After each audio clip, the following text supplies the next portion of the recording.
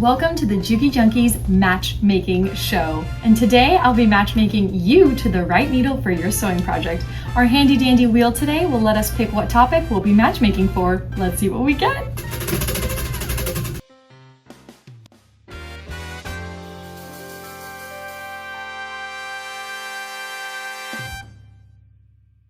On today's episode of Needle Matchmaking, we're going to talk about garments. And full disclaimer, there is probably dozens and dozens of different types of fabrics and textiles out there for garment sewing, but I kind of broke it down into some of the most common that we probably deal with the most if you are a garment sewer, and probably some that you wear the most as well. So today's going to be a nice overview of some of those general types of fabrics we use and see in garment sewing to give you an idea of what needle to match with your project, because as I've mentioned before, the littlest tiny details all come together to bring our project all in one. So it's really important that we're working with the right needle, right thread, and just really understand how those all come together to provide good stitch quality and of course a project that's going to last. So a resource that I'm going to be using here today is going to be this little Schmetz booklet. I've talked about this guy in the past before. It is absolutely fantastic. I have done a Needle 101 video where we talk about all the needles, but the nice thing about this series is that we focus more so on a specific type of application. Make sure you're following along with this series because there's going to be more videos about quilting, about garments, of course, and then about bag making. So that way you can watch what's relevant to you. And if you want to watch the video where we talk about all the needles, just so you can absorb all the information possible, that's going to be linked for you down below, as well as this little booklet. You can find this Schmetz booklet on jukijunkies.com. I cannot rave about this enough. This is the best little booklet to have on you, so that way you can just quickly refer to things and you'll definitely learn a thing or two. So let's dive into it and let's go through all the different types of fabrics I have planned here for you today. I'm going to start off this series with the first needle that I always suggest, no matter what type of application you're sewing, I definitely recommend having in your stash, and it's going to be the good old universal needle. Its name tells you exactly what it's for. It's universal, it's very all-purpose. I mentioned in a previous video that if there was a little glass case that you had to break to get into in case of an emergency, in there would be a pack of universal needles for sure, because they do the job when you're in a pickle most of the time. So let's talk about what makes a universal needle a universal needle. The Schmetz universal needle is the most popular all-purpose needle type. The universal needle is available in the widest range of sizes, plus in twin needle and triple needle options. It has a slightly rounded point to it, and it's very good for wovens, knits, and it's just a good all-purpose needle because it does have that slight ball point. It's not going to shred through things. That's why it can be used kind of more flexible, you know, in different types of applications. So the first type of material I want to talk about today for garment sewing is probably going to be like cottons, linens, cotton linen blends, anything like that. Those fabrics are pretty lightweight. They're not super lightweight, but you know, they aren't super delicate, so to speak. For those types of sewing applications, much like this apron that we made one time long ago, this fun little apron. This is made out of like a really light kind of, it's almost like a cotton canvas, but it's a cotton linen blend, so it has a little bit of loft to it. But really, it's just one singular layer that we've just kind of finished the edges so that there's no raw detailing on this. For something like this, you could use a universal needle, or you could use a Topstitch needle, which is really nice, or I mean, really, I really wouldn't recommend anything else than just a universal needle. It's going to get the job done. It's good, all reliable. You want to use something slightly ball pointed when you're working with like wovens and things like that, because you want it to kind of weave through the fibers versus just shredding through them. It's nice for it because it's, you know, there's fibers there, so shredding through them is not going to be the best thing, because remember, cotton is forgiving. It's not like vinyl or something synthetic. Like if you do make a hole, you can kind of like rough it out. So the ballpoint kind of helps to weave through, not cut the fibers. Okay, so for regular, you know, cotton, linen, and things like that, universal is going to be the great way to go. Now, as far as deciding what type of needle you want to use, like in the size, needles vary all the way. In the universal range, they go down to really small needles all the way up to a 16 or an 18, depending on what your machine can, you know, allow you to do. But for like regular 2-4 layers, honestly an 80-12 or a 90-14 is a good way to go. For 2 layers, you can use a 75-11, you can use an 80-12, you can use a 90-14. Another thing to kind of keep in mind when you're deciding what needle type to use is what type of thread you're going to be using. So if you're working with cotton, you might be working with cotton thread. Most of the time, cotton threads are 50 weight, and if you're really only working with 2 layers, a 75-11 or an 80-12 is going to be perfectly fine for construction of, you know, apparel or something like that. It's also going to be really nice and durable. If you want to work with polyester, like our glide thread, which is beautiful, has that really nice sheen to it. Polyester is stronger than cotton, and there tends to be this weird taboo about what type of thread you can use with certain materials. Like a lot of people think you can't use polyester on cotton because you're mixing, you know, types, and that's not good. That is totally not true. I think that's just kind of like an old tale that kind of stuck around for a long time. But glide thread is the living proof that you don't have to do that. I use glide for everything. I used it for the entirety of this project. I use it for all of our projects we've ever made, and everything's lasted, and that's what matters here. So if you want to work with glide thread, you certainly can, but I find that a 75-11 might be just a little bit too small for that type of thread, since it's a little bit thicker than a 50 weight cotton or even a 50 weight polyester. An 80-12 or a 90-14 is going to be absolutely perfect for working with these type of layers, this type of material, and a universal is just fine. And you can size up just depending on the type of, or should I say the amount of fabric that you're working with. So for something like this, well, honestly, I always have a 90-14 on my machine, like probably 95% of the time. And that would be perfect for this project, honestly, but I probably could have done it with an 80-12 as well. So just keep that in mind. The bigger the needle, obviously, the larger there is going to be a hole. So that's why with the 50 weight thread, I always recommend maybe doing a 75-11 or an 80-12, because if there's not a lot of layers there, it's going to have a hard time fulfilling that hole. That thread's not going to do a very good job of looking as crisp as it could if you use that smaller type of needle where it's making a smaller hole. The thread will fill it out better, and if you're not working with a lot of layers, it's also just not going to fill it out as much. So keep that in mind. Bigger needles make bigger holes. That's where Topstitch needles are really nice, because they're kind of like a cheat code to that, but we'll talk about that. And I highly recommend that you watch the rest of this series, even if you don't do bags or if you don't do quilts, just because we talk about a lot of different styles of needles, and it's just the more information you know, the better sewer you're going to be. So it's just nice to, you know, take in all that information and then make the best judgment that you can for the type of project that you're doing.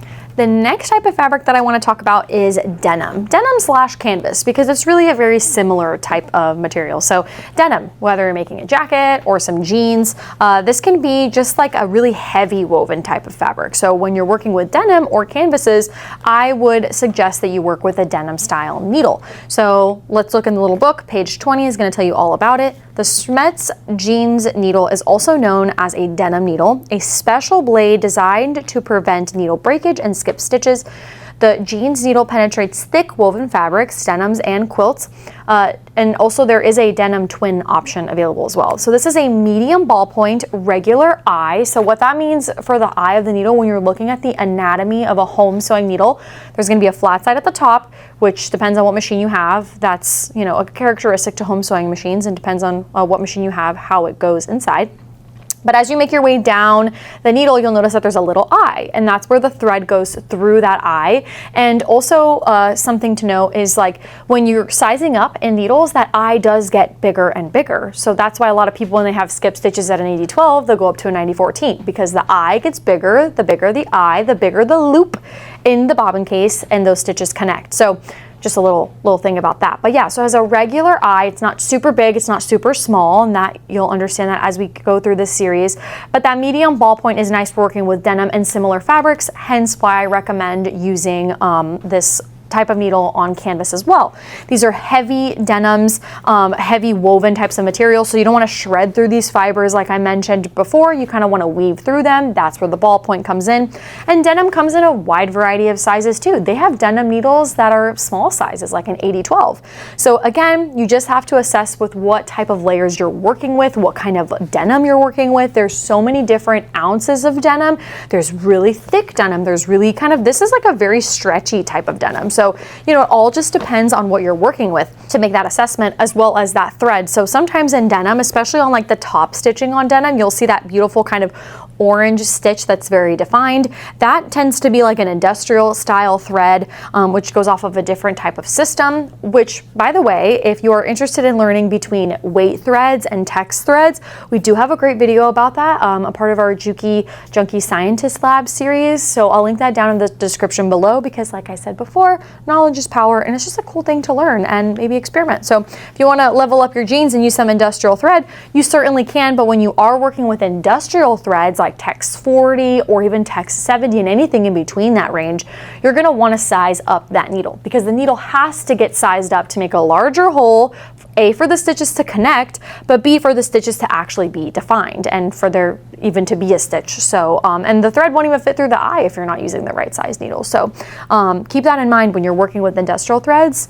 Depending, like let's say you're working with a Tex 45, I would say like 90-14 is probably a minimum, and then working your way up obviously as you venture through. But universal needles could get this job done if needed, but of course denim is going to be the most appropriate style needle for this project.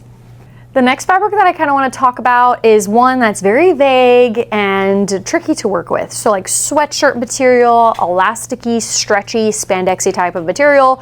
If you know, you know, this can be a very hard type of material to work with. And I would like to preface also that I am not an expert in this field because I don't really do a lot of garment sewing. I'm a very logical thinker and I learn a lot through you guys and helping customers and through research, simply doing research. So these suggestions here today, you know, I don't know everything, but I'm always willing to learn. So if you guys have any specific questions, feel free to comment down below, and I'm here to help. But this is kind of just like a basis for you. So I have a couple of examples here for like sweatshirt and jersey types of materials. This little shirt that I have here is a really good example because it almost looks like a pullover type of material. So think of like a pullover or a sweatshirt or something like that. It's kind of soft like a cotton, but it has a lot of give to it. It's moving a lot, it has stretch, it's forming to the body. You'll find this a lot in dresses, anything naturally that's more form-fitting, kind of like this little tank top, right? Another example here is I have this dress. It's kind of more of like a polyester type of material, but it also has a lot of forgiveness to it. It's a very, very stretchy. So what type of needle do we use with this?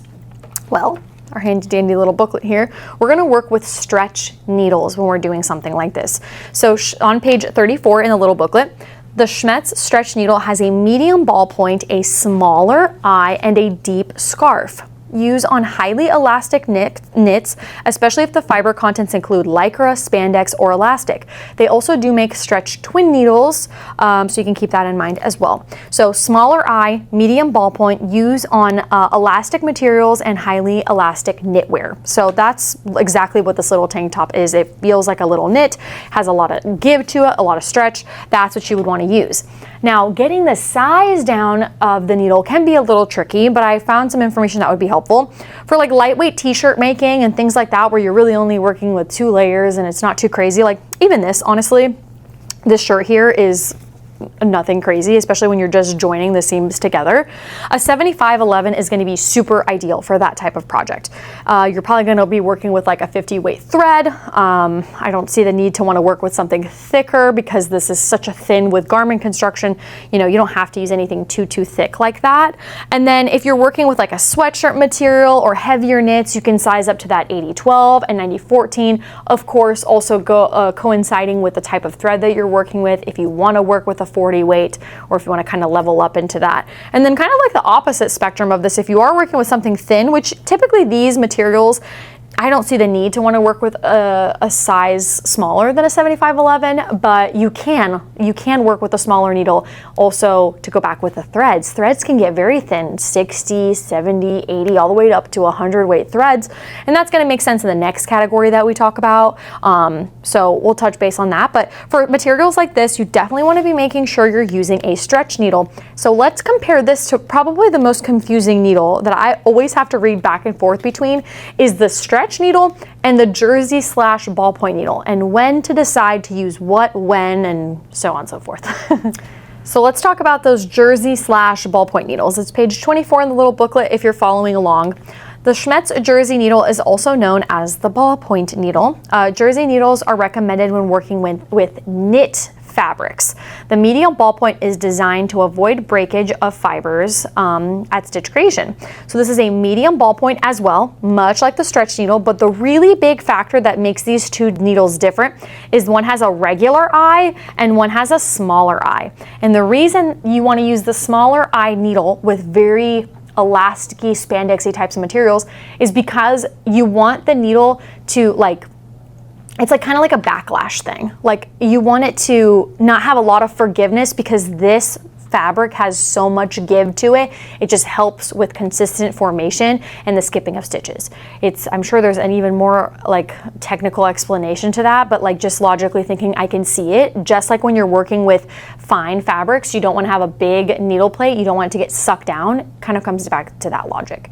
So jersey/ballpoint needles, use this for knits and some stretch fabrics, and a lot of the times you'll find them together, and I have a really good example of that today, but made especially for sewing on knits. So what we mean by knits, right? So materials that are coarsely woven, kind of like this shirt here today. This is knit right here, right? And this is a prime example of wanting to use a ballpoint needle versus a sharp needle that's going to shred through these fibers when we need it to kind of like, you know, get through the weave, right? So I would definitely want to use a jersey/ballpoint needle on something like this. This also does have a little bit of give to it, but it's definitely more of a knit than it is like a spandex, right? So that would be a good time to use something like that. Another really good example is this one too. This little top, it has kind of like a ribbing to it, but it is stretchy, but it definitely is more of a knit than it is elasticy, like compared to these other two examples I had for more elasticy. This does have give in it, as most apparel clothes does. Really, even cotton has a give to it, but it's not like that. So you could certainly, I would recommend using a ballpoint with something like this because of the nature of the material. And we'll get some close-up shots for you guys so you can see like those weaves and get a better idea of how that goes. You can also refer to like the label of what these materials are made out of, so you kind of have an idea if it has elastic, but sometimes it just takes simple observation to kind of see what those fibers are looking like. So as far as like knowing when to use the right size for certain things, again, really the same logic applies here. They come in a wide variety of sizes, 70-10, 80-12, 90-14, 116. It just depends on the kind of layers that you're working through. The stretch needles, you just have to make that best recommendation. But honestly, with garment construction, it's usually just 2, 3, maybe 4 layers, like when you're making blouses and things like that. So you don't need an incredibly large needle. The next and final group that I want to talk about is definitely the more specialty kind of area. So that's going to include rayons, lawn, cotton lawn materials, very drapey types of fabrics, you know, for blouses and for dresses, silks, satins, chiffon, tulle, and things like that. Those materials are very, very specialty, and they are very thin and delicate and petite, if you will. So I have 2 examples here for you today of kind of just, you know, talking about very flowy. It's very soft. The material is incredibly soft. It's giving that elegance to it, but this can be really hard to work with if you're not using the right needle. Here's another really great example. Very flowy, you know, very soft to the touch. The fabric is so delicate and dainty. So we got to have the right needle and in the right size to make sure we conquer a project like this to get through this type of weave, so to speak. So for something like this, I would definitely recommend a Microtex/sharp needle. So following along in our little book here, page 30 is going to talk about the Microtex. The Schmetz Microtex needle is generically known as the sharp needle, a slim acute point that creates perfectly straight stitches for piecing and quilting and beautiful top stitching on fashion sewing. Wink, wink. Use the Schmetz Microtex for precision when precision is paramount. So the characteristics of this needle, it has a slim acute point. It's very, very sharp. So again, we wouldn't want to use something like that when we were working with elastic D type of fabrics or even these knit type of materials, because we don't want it to shred it, right? You don't want it to cut through. With things like this, where they're very delicate, loose, and dainty, you want it to make contact and get through that. When precision is precise, you need it to be absolutely perfect. So it has a regular eye, not too big, not too small, nothing making it a little special like that. But some common uses for these types of needles are going to be working with microfiber, cork, batik, bamboo, cotton, polyester, silk, foils, artificial leathers, and coated materials. So silk was recommended in there because you want it to make contact with the fabric, slice through, and create the stitch. It's very, very important. You don't want the needle to have time to think about it. You want it to perform. This type of sewing, there is so many different sizes, and depending on the delicacy of the fabric, that's where I mentioned you could work with really, really thin types of threads. So you can work with a 60 weight or with a 70 and all the way up to 100, because you don't have a lot there, so using a really thick thread is not going to make sense.